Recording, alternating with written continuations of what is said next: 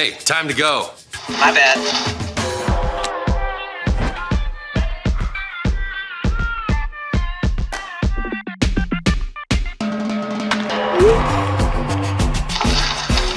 Hey, we're home.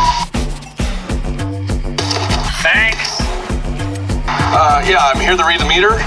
Guess who I brought? Hello. We're just down the street. We'll be there in 2 minutes.